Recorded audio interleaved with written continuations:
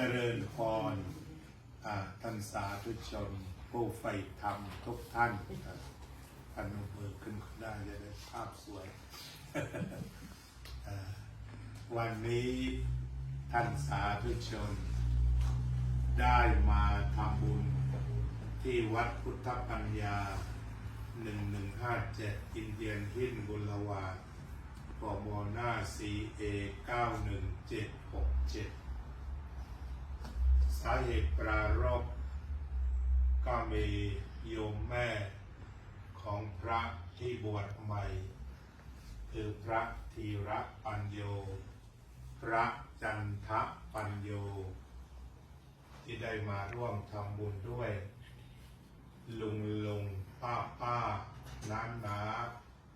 คุณยายคุณทวดมีโอกาสที่จะได้มาทำบุญร่วมในวาระมาเยี่ยมเยือนพระใหม่เมื่อกี้โยมเล็กก็บอกวันนี้มาเยี่ยมพระใหม่ฟังแล้วก็ชื่นใจก็เป็นอันว่าวันนี้ปรารภการที่เรามีพระบวชใหม่ทำให้เราได้รวมตัวกันทำความดีเป็นความดีร่วมกันอย่างน้อยการสวดมนต์เวลาเรามาสวดมนต์เราจะมีความดีพร้อมตามที่พระพุทธเจ้าตรัสว่าไม่ทำชั่วทั้งปวงยังกุศลให้ถึงพร้อมชำระจิตให้บริสุทธิ์การปฏิบัตินี้มีในสวดมนต์ครบถ้วนไม่ทำบาปทั้งปวงทุกคนก็ไม่ทำบาปเลยอยู่แล้วมุ่งหน้ามาวัดก่อนมาก็เป็นสุขกำลังมาเป็นสุขมาแล้วเป็นสุขต่อจากนั้นทำกุศลให้ถึงพร้อมคำว่ากุศลแปลว่าความดีความดีถึงพร้อมทางไหนทางกายทางวาจาทางใจเมื่อเราเริ่มต้นสวดมนต์เราพนมมือขึ้นนี่เรียกว่าความดีทางกายความดีทางวาจาคือการสวดสรรเสริญพระพุทธคุณพระธรรมคุณพระสังฆคุณตามความหมายที่พวกเราได้ทราบในการสวดกันไปแล้วสวดด้วยสงบด้วยเข้าใจด้วยก็เรียกว่ามีกุศลทางใจฉะนั้นกุศลถึงพร้อมหมายถึงพร้อมกายพร้อมวาจาพร้อมใจท่านสาธุชนได้ทำแล้วอย่างสมบูรณ์เรียกว่าความดีต่อกันต่อไปชำระจิตให้บริสุทธิ์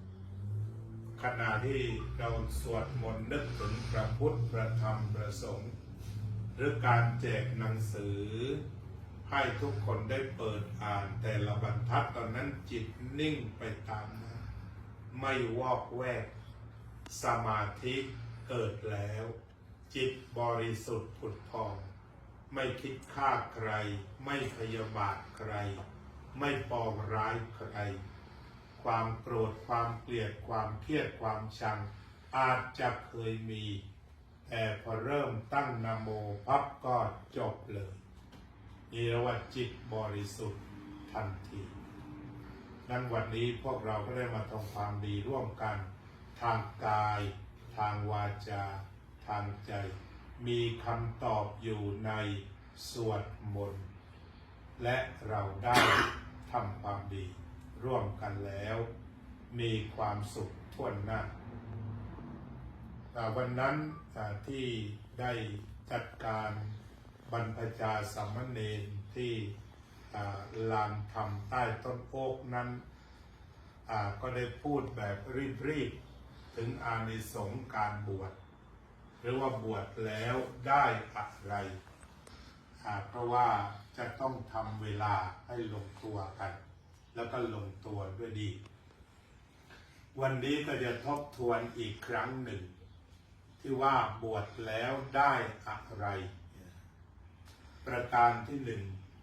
ว่าถึงชาวพุทธไทยเสียก่อน ตามประเพณีไทย ก็มีความเชื่ออันเป็นบุญกุศลหากมีโอกาส มีลูกชาย พ่อแม่ก็ตั้งใจลึกๆว่าจะได้บวชในพระพุทธศาสนา อันนี้ก็เป็นเรื่องของพ่อแม่ของชาวพุทธโดยทั่วไปแล้วก็ได้รอคอย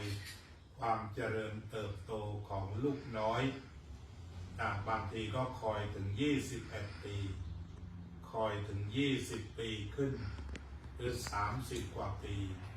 แต่เป็นวันรอคอยบุญกุศลทีนี้ว่าลูกชายรักแม่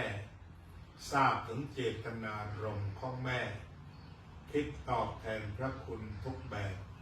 พร้อมด้วยการบวชที่ทำให้พ่อแม่ปลื้มใจชื่นใจความปลื้มหรือชื่นใจเกิดขึ้นกี่ขณะเรียกว่าสวรรค์นำพ่อแม่ขึ้นสวรรค์คือชื่นใจปลื้มใจขณะที่ได้ยินข่าวอุบัติเหตุอุบัติภัยข่าวใดๆร้ายๆแต่ถ้าเราคิดว่าลูกของเราปฏิบัติธรรมคิดเท่าไหร่ชื่นใจเท่านั้นนี่เขาเรียกว่านำขึ้นสวรรค์นำพ่อแม่ขึ้นสวรรค์คือขึ้นสวรรค์เดี๋ยวนี้และเป็นเหตุให้ทำบุญเดินทางไปสวรรค์แม้ในโลกหน้าทีนี้การบวชก็คือการแสดงความกตัญญูกตเวทีของลูกที่มีต่อพ่อต่อแม่พ่อแม่ก็ปลื้มใจพระพุทธเจ้าตรัสว่าลูกหญิงก็ตามลูกชายก็ตามลูกที่ทำให้พ่อแม่ชื่นใจเป็นลูกที่ประเสริฐที่สุดฉะนั้นตรงนี้ก็เรียกว่าไม่มีหญิงไม่มีชายลูกแบบไหนที่ทำให้พ่อแม่ชื่นใจเป็นลูกที่ประเสริฐฉะนั้นก็สอนลูกให้รักพ่อรักแม่กันจะได้ชื่นอกชื่นใจและเป็นสวรรค์กันตลอดไปหากพ่อก็ทำให้แม่ชื่นใจแม่ทำให้พ่อชื่นใจลูกเกิดมา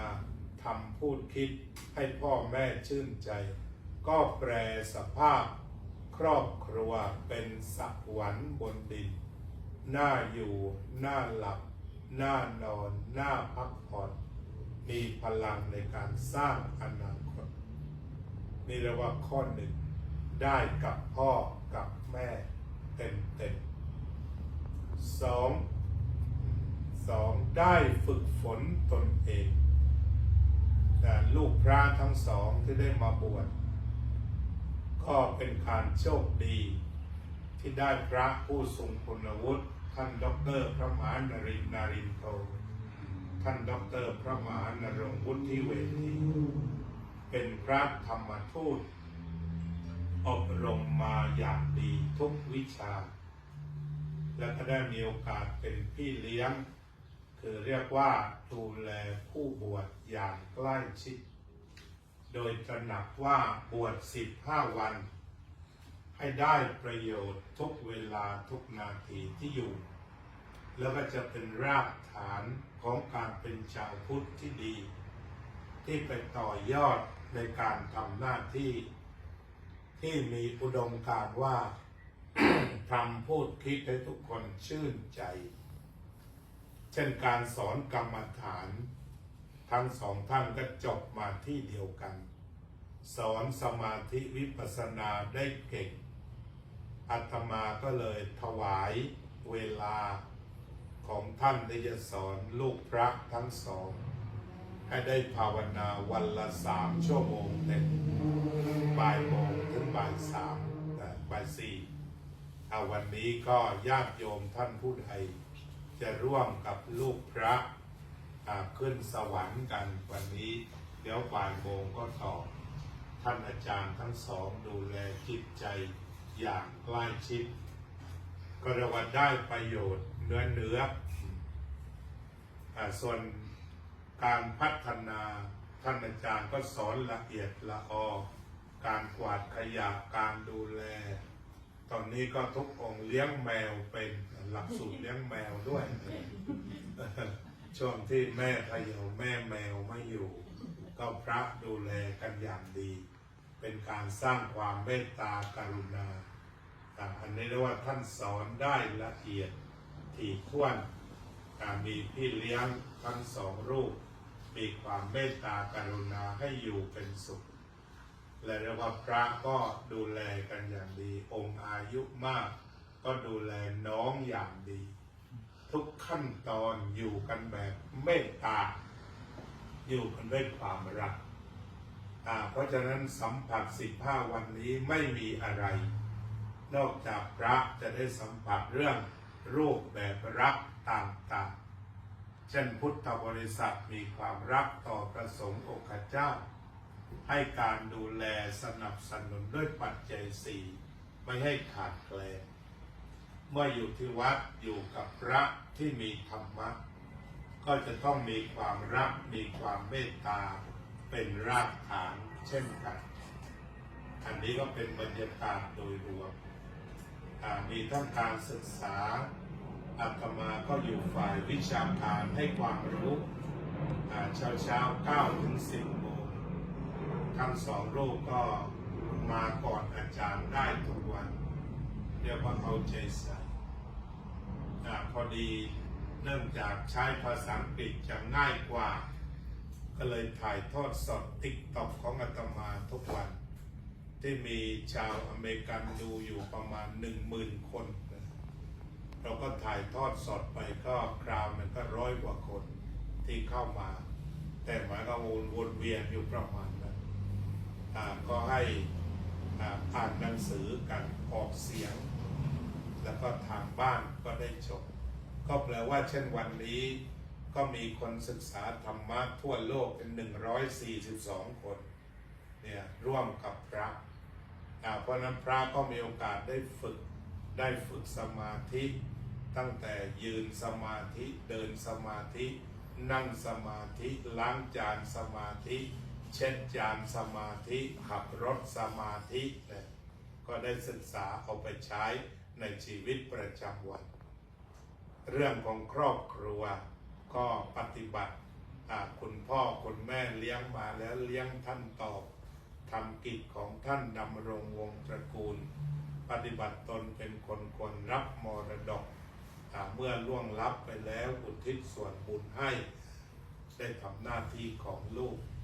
หากไปมีครอบครัวก็เตรียมพร้อมที่จะเป็นพ่อดี1 ห้ามลูกจากความชั่ว2ให้ตั้งอยู่ในความดี3ให้การศึกษาศิลปะวิทยาข้อ4นี้ปัจจุบันนี้อึดอัดหน่อยหาคู่ครองให้ตรงนี้ไปหาเอาเองก็แล้วกันข้อ5มอบทรัพย์สินให้บ้างตามสมควรนี่ก็คือศึกษาธรรมะธรรมะก็คืออย่างนี้ส่งลูกดีกลับคืนพ่อแม่หรือว่าไปมีครอบมีครัวอย่างดีอันนี้ก็ศึกษาธรรมะรอบด้านก็ได้ฝึกฝนสมาธิภาวนาทุกวันกว่าจะลาสิกขารวมแล้วไม่ต่ำกว่า50 ชั่วโมงออกไปเรียนออกไปทำงานจิตใจก็จะสงบเยือกเย็นขึ้นมีความมั่นคงขึ้นนี่ก็2 ข้อแล้วได้พ่อแม่ปลื้มใจแล้วก็ตนเองได้ฝึกเต็มที่3พุทธบริษัทมีความสุขอันนี้ไม่ใช่ลูกใช่หลานแบบสายเลือดแต่เราเรียกว่าญาติธรรมในทางศาสนาเรามี2 ญาติโดยสายเลือดแล้วก็ญาติโดยธรรมแต่พี่น้องที่อยู่ที่นี่ญาติโดยธรรมทั้งหมดญาติโดยธรรมคือเห็นว่าดี